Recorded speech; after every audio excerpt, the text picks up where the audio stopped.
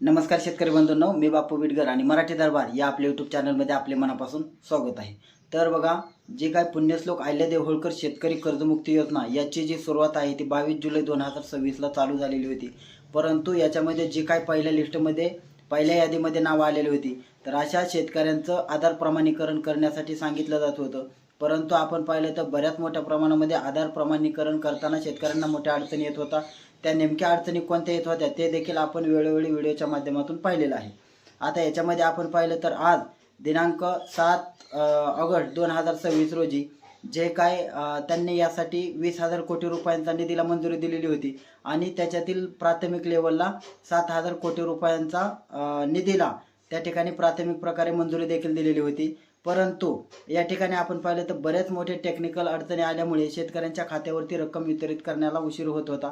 परंतु आज मुख्यमंत्री देवेंद्रजी फडणवीस यांच्या हस्ते एका क्लिकद्वारे याचं वितरण केलं आहे। सुमारे आपण पाहिलं तर जवळजवळ 6,22,000 शेतकऱ्यांच्या खात्यावरती हे 5,000 कोटी रुपयांचं वितरण केलं गेलेलं आहे।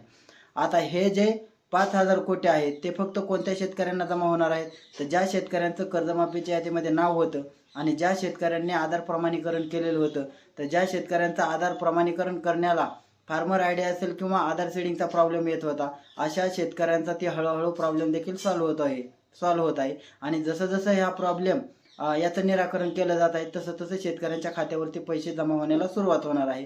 परंतु 6,22,000 शेतकऱ्यांच्या खात्यावरती जवळजवळ 5,000 कोटी रुपयाचं वितरण हे दिनांक 7 ऑगस्ट 2026 रोजी करण्यात आलेलं आहे। ज्या शेतकऱ्यांनी आधार प्रमाणीकरण केलेलं आहे अशा शेतकऱ्यांचं या ठिकाणी त्यांच्या कर्ज खात्यामध्ये रक्कम ह्या जमा झालेल्या आहेत। बऱ्याच शेतकऱ्यांना याचे मेसेज देखील यायला सुरुवात झालेली आहे। तुम्हाला देखील हा मेसेज आला का हे आम्हाला कमेंटद्वारे नक्की कळवा। तुर्तास धन्यवाद।